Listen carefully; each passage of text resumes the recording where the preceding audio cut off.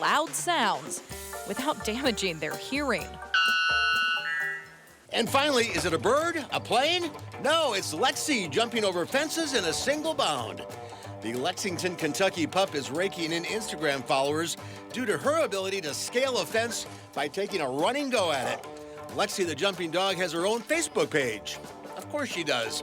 So what's all the commotion about? Well, if you look closely, there's a squirrel on the other side of the fence. Did somebody say squirrel? Lex will take care of it. And that's this week's edition of the News Hounds Now Update. That's me jumping into the weekend right there. Thanks for watching, Danica. Thank you for helping out this week. We'll see you back here Monday. News 3 Now at 5 starts right now. And right now at 5, a Middleton staff member is on paid administrative leave. We'll tell you why and how the district is reacting. And we are live in Columbus, Ohio, ahead of the Big Ten battle tomorrow between the Badgers and third-ranked Ohio State. From the Channel3000.com Alert Center, this is News 3 Now at 5.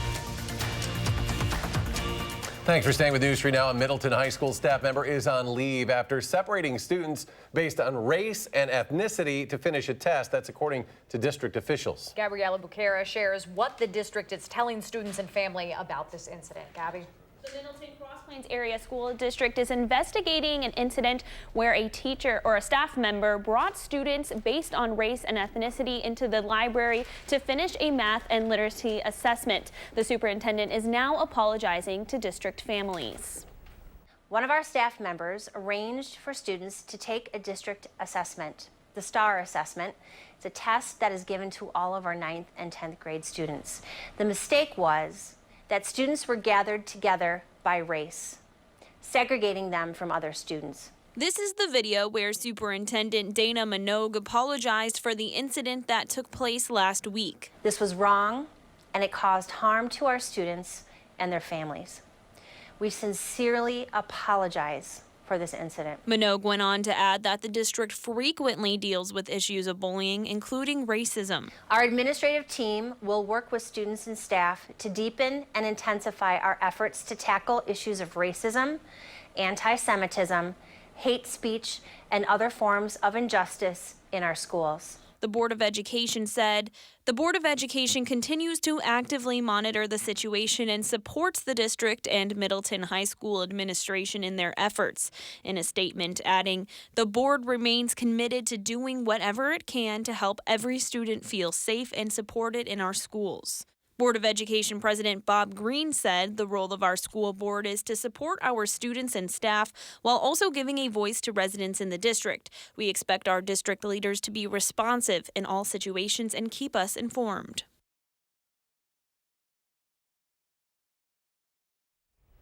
We still have many questions for the Middleton Cross Plains Area School District, including how many students were separated and how it was determined for which students to be separated. However, the district did not respond for a request for an interview today. Certainly something we will continue to follow up on. Gabriella Bucara reporting for us. Thank you, Gabby. A Monticello man is in critical condition after he was shot in the back of the head. Crawford County deputies say a couple was with the 47-year-old victim and met a man while at a tavern in Eastman Township. That man was too intoxicated, they say, to drive home, so they gave him a ride. The woman said the victim was getting ready to pull out of the driveway. Someone shot into the truck through the back window, hitting him in the back of the head. The victim was taken to a hospital where he is in critical condition. A 47-year-old man from Roscoe, Illinois, was taken into custody and could face charges. The woman accused of shooting her estranged husband will be back in court next month after an adjourned initial appearance in Rock County Court today. 43-year-old Nova Suarez of Monona appeared via video. She's charged with 3 counts, including attempted first-degree intentional homicide. Police say Suarez is accused of shooting her estranged husband in the face while he was stopped at an ATM. He had non-life-threatening injuries. Multiple people injured this morning in a crash that blocked part of the interstate in Rock County. This was near Beloit. Emergency crews responded. This was just before 8 at mile marker 187 on the northbound interstate. Troopers say a car was traveling the wrong direction and hit 7 vehicles. Officials say 3 people were taken to hospitals. Those injuries non-life-threatening. The northbound lane was reopened almost 3 hours later. Switching gears now, getting a look at that first alert forecast. A beautiful day outside. Let's turn it over to meteorologist Dana Fulton out in that beautiful weather on our weather patio. Hi, Dana. Hey, it's still delightful outside. We have a mostly clear sky now. Sunset is just about an hour away, and so get outside and enjoy the sun if you can while it's still hanging around. We'll get a little bit this weekend. Unfortunately, not quite a lot. Our visible cloud track has been quiet today. Of course, Doppler track's also been quiet. No rain building in for your Friday evening nor for Saturday morning. Temperatures right now a little below average. We've already started to drop a bit in Madison. We're in the upper 40s for most of Dane County at about 50 degrees, though, in Janesville, 52 in Boswell right now. There is a light breeze, enough that you'll notice it. Might need the windbreaker, but it won't be much of a factor for any wind chills overnight. Tomorrow, starting off sunny, but then there is going to be a small chance for some showers for some of the area. Not all of southern Wisconsin for Saturday evening. We'll take a closer look at your full forecast, though, in just a few minutes. All right, Dana, thank you. A huge game for the Badgers this weekend. They head on the road to take on the third-ranked Ohio State Buckeyes. The Ohio State offense is averaging just under 50 points a game, which could be a challenging matchup for Wisconsin. Kevin Lewis is live from Columbus ahead of the big game. And Kevin, they're expecting some not so great weather down there. Danica, I was just having a good evening until you mentioned the weather. Thank you very much. Well, the Wisconsin defense has to prepare for the best quarterback it's faced all season. Ohio State redshirt freshman Justin Fields leads the Big Ten in pass efficiency, has thrown 22 touchdowns versus just 1 interception. His running back, J.K. Dobbins, is Ohio State's version of Jonathan Taylor. So if he's slowed down, the Badgers' passing defense has to be ready for Fields to try and pick them apart. Now, defensive coordinator Jim Leonard knows what's coming. It's just a matter of putting together a plan to stop it. You do a great job kind of mixing the whole thing, winning on first and second down, mixing in runs to keep you a little bit more vanilla, and then, extending plays and making plays with skill athletes when things are covered, when you do have the answer for it. So I think it's a combination of all those things. Ohio State has allowed 14 sacks this season. The Badgers are top 10 in the country with 27. So the math could favor Wisconsin when it comes to getting into the backfield and pressuring Fields. Head coach Ryan Day knows his offense can't waste time against Wisconsin's pass rush. They got really good rushers on the edge. Bond, does a great job in one-on-one situations. He's very active and powerful, especially in third down. And those linebackers do a great job as well of adding on or blitzing in different situations. But the secondary is very talented as well, so you have to hang on to the ball maybe a little bit longer than you wanted to. But again, it goes back to personnel and scheme. When you combine the two of those things, then you get what you see in terms of statistics. Wisconsin linebacker Zach Baun told me they're ready for a game and they're ready to capitalize on missed opportunities. He thinks that is a strength of this team as 13th ranked Wisconsin takes on number 3 Ohio State. And if you're in Columbus today, Jay Wilson and I went to lunch. You'd think today was game day. Everyone wearing their scarlet and gray and enjoying a nice liquid lunch outside before the rain comes to get ready for what they think is going to be a big time matchup. And I think it's going to be tomorrow at the Horseshoe. Most definitely. Take no doubt about that, even considering last week as well. Kevin, good to see ya. Try to have some fun. Kevin Lewis live at the Horseshoe. And the Packers have released their final injury report Friday ahead of Sunday's matchup with the Chiefs. Packers star receiver Devontae Adams listed as doubtful now in the injury report. Still has that turf toe injury. He hadn't played since the loss to Philadelphia almost a month ago now. The injury report does list Chiefs MVP quarterback Patrick Mahomes now as out for that game. He dislocated his knee last week. Packers and Chiefs, they'll go head-to-head on Sunday night. UW System President Ray Cross is retiring. The 71-year-old Cross announced today he plans to retire once a new president is selected. He has served as UW System President since February of 2014. Cross says serving as the system president has been the most rewarding work of his life. Reaction also coming in following his retirement. Governor Evers says, quote, during his time at the system, Ray saw higher education not just as a means of workforce development, but as an opportunity for public service and public good in a state that prides itself on the Wisconsin idea. Assembly Speaker Robin Vos says, quote, Ray has left a rock-solid foundation for future system leaders to meet the challenges and opportunities of bringing a world-class education to every Wisconsin student. I appreciate his efforts to ensure free speech is protected on college campuses in our state. We are approaching the end of Dyslexia Awareness Month, and families here in Wisconsin are pushing for legislation they say could make a difference for students with the learning disorder. The group Decoding Dyslexia organized a rally this afternoon at the state capitol to push for a bill that would create a guidebook on dyslexia aimed at helping parents and teachers. Children with dyslexia have trouble early on memorizing the alphabet, hearing rhymes, and recognizing simple words. But advocates say there are still a number of misconceptions about the condition that they are still trying to debunk. My own child was read to, and this was one of his favorite books. It was I Like It When, and we read this book over and over and over again. But just the idea that I had read to my child did not mean that he didn't get dyslexia. I read to my child and he had dyslexia. The Assembly approved this bill in June, but it has yet to pass the Senate, and the State Reading Association opposes this most recent proposal. A Fond du Lac nonprofit organization that helps people across the entire state is asking for your help to help others. For the last 15 years, Whisper Hill has provided animal therapy for special needs and handicapped kids, adults, and veterans, but due to financial issues, it's on the brink of closing for good. So Jamie Perez is here to share why families could lose out on a service that, Jamie, you say is not really offered anywhere else. It's not, and even though they're based in Fond du Lac, they've worked with local businesses and families in our own area, including Verona, Madison, and Watertown. They've helped a lot of people, but now they're asking for your help in getting back on their feet. And I'm told the executive director fell deathly ill and had major abdominal surgery. He still had to keep up with the finances on his farm, but his shift in money went towards his medical expenses. Right now, they're about $40,000 behind. They had to give up the lease for the farm that they were on and move all of the animals to different farms across the area until they could figure out a plan. I spoke with one of the volunteers who says this service is important to her and so many others to keep their farm going.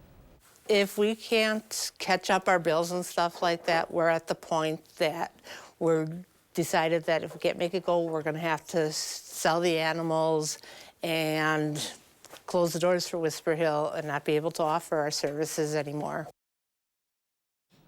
If you would like to help, on Saturday, November 2nd, they're having a fundraiser Halloween bash from 10 a.m. to midnight at the Fond du Lac Fairgrounds Expo building. And they also have a GoFundMe page set up, so I'll have a link to that on our website, plus more information about their fundraiser that they're going to have in November. A super interesting organization, a rare one at that, as you mentioned, Jamie. Yeah. Thank you so much. Thanks, Jamie.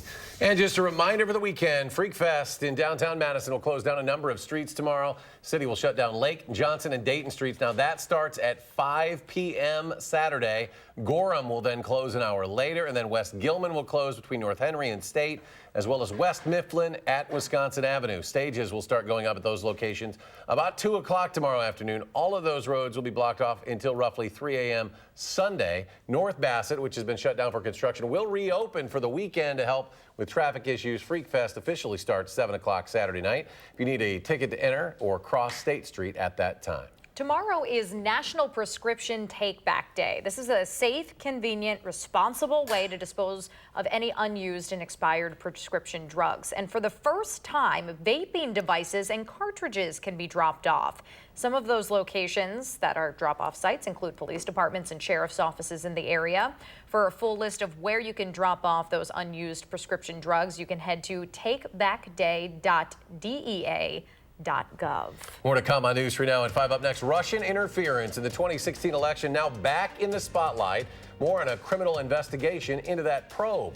Coming up tonight at 6, a boost is coming for the city of Portage. Big news for the Energizer plant there. That's coming up at 6. And the markets close the week on an uptick. The Dow adds a solid 152.5. The NASDAQ jumped 57. S&P gains a dozen. And we'll be right back.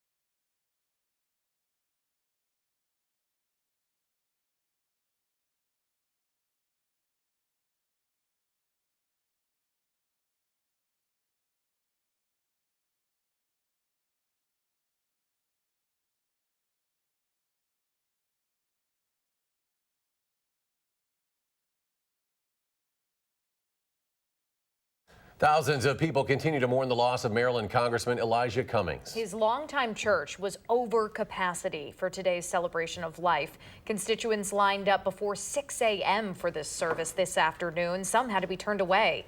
Cummings died last week at the age of 68. Former Presidents Bill Clinton and Barack Obama both spoke at today's event. Every U.S. intelligence agency agrees Russia interfered in the 2016 presidential election, but President Trump wants to know why the FBI started its investigation in the first place. President Trump has long insisted the investigation was meant to keep him from winning the White House, and now the Justice Department has opened a criminal investigation into that probe. The criminal investigation allows the DOJ to subpoena witness testimony and documents and impanel a grand jury to possibly file criminal charges.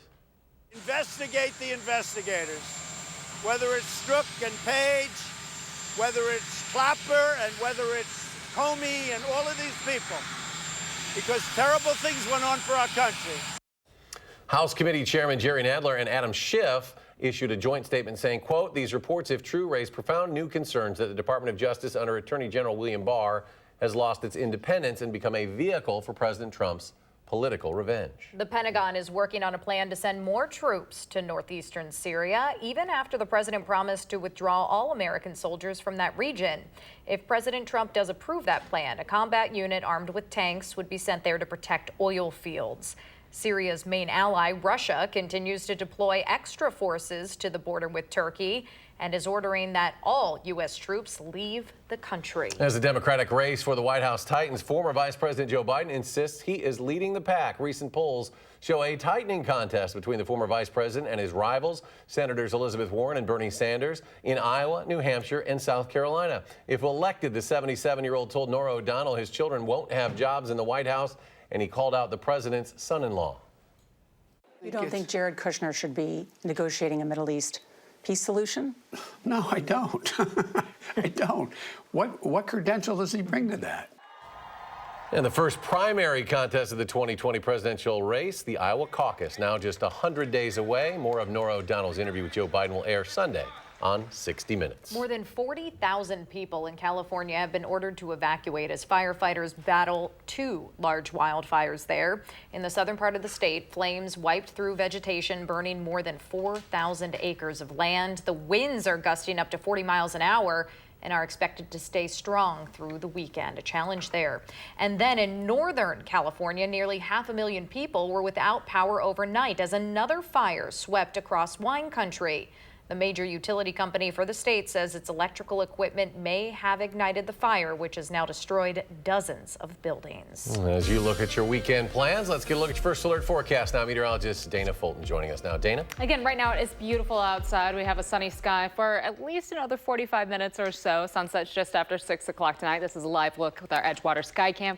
Doppler track is quiet, not just for southern Wisconsin, but throughout the plains and northern Midwest. We're looking at a quiet night and a quiet start to Saturday as high pressure has kept things mostly clear today. Since that high pressure is starting to get a little closer as it shifts east, our breeze has calmed down.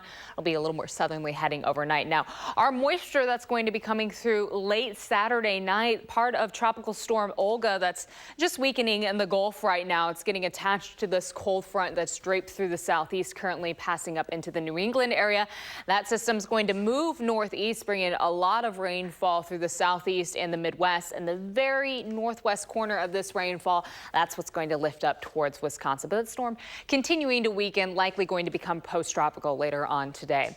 Our breeze again overnight becoming a little more southern, still pretty light though heading into Saturday morning. Saturday temperatures won't be quite as cool outside. Will only fall to about freezing early in the day. Cloud coverage builds in later in the evening, again mainly towards the southeast corner of the state and then stretching into Illinois and Indiana. They'll see a lot more rain come on through, but Saturday night into Sunday morning, not surprised to see some heavier showers around the Milwaukee area. May even see some lighter rainfall stretch into Madison. The rain lifts on out by Sunday morning, and overall Sunday will be partly sunny. Really a pleasant day expected. A little cool outside though with our breeze from the northwest. Again, those rainfall totals around Milwaukee and in the southeast corner of the state could be anywhere from 3/4 of an inch to about an inch of accumulation, hovering around 1/10 of an inch for us in Madison. So not a lot of rain coming on through, if any, and then areas north to and west Won't see any showers coming through really Saturday night and into Sunday. Overnight temperatures falling through the 30s, close to freezing for early Saturday morning. Most of the day on Saturday, if you're west of Madison, will stay nice and sunny. Should be a really pleasant day outside.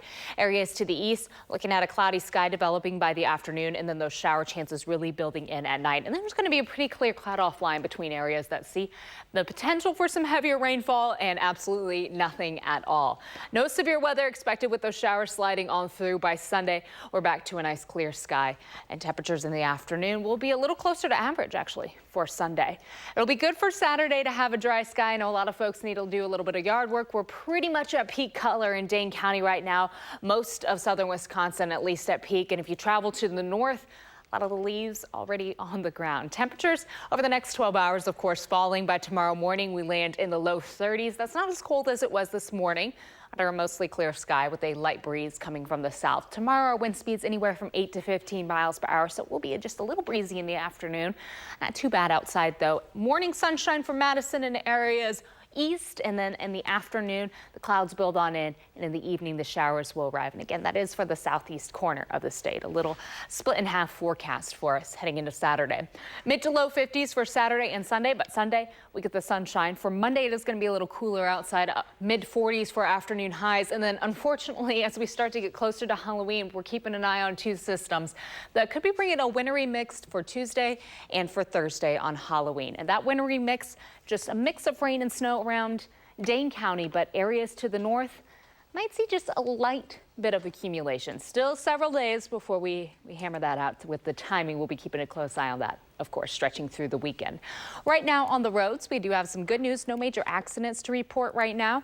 Most of the area seems to be in the usual spot for speeds. As far as the Beltline goes, the eastbound side going just a little slower than the westbound side. Of course, the eastbound side down to the teens. Westbound, you start slowing down around the on-ramp from Park Street, and then things pick back up the closer you get to 151. Around Janesville, downtown's going a little slow, but 39 and 90 to the state line should be a smooth drive. 27 minutes to get from Janesville to the Beltline, 17 to get from Sauk City to Middleton, and from Sun Prairie to downtown. About a 19-minute drive this evening. That's a quick look at traffic. All right, Dana, thank you. Ahead on News 3 at 5, a new study shedding light on children's sleeping habits, what it's revealing after the break.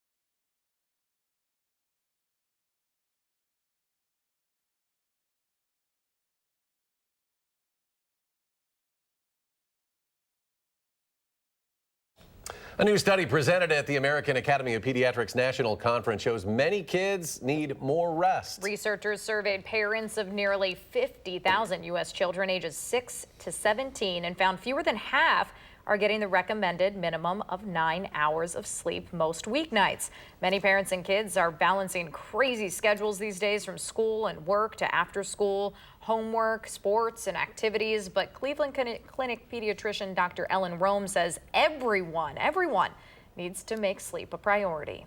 Parents can set up systems so that their kid is organized to have schedules that work. Parents can also be careful not to overschedule. Dr. Rome also suggests no electronics in the bedroom and no screen time before bed. Younger children ages 3 to 5 actually need even more sleep, 10 to 13 hours a night. Good luck to all parents on achieving those goals.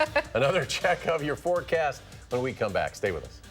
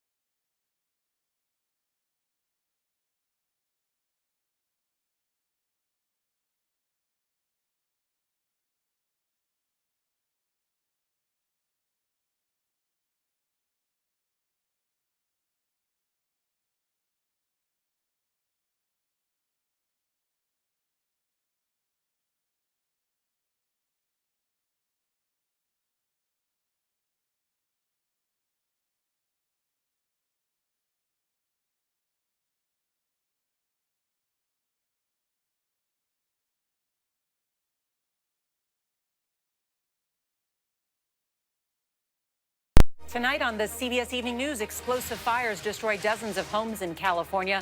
Hundreds more are in danger. Did power lines spark a raging fire in wine country? An 8-year-old hero tells us about the loaded gun he saw at school and what he feared most. And Steve Hartman on the road with a man who fell on hard times and the people who were there to catch him. We've got those stories and much more tonight on the CBS Evening News. And we have a beautiful evening to enjoy. It really is nice outside right now. Mostly clear sky, and thankfully tonight's not going to be quite as cold, dropping to the low 30s for overnight lows.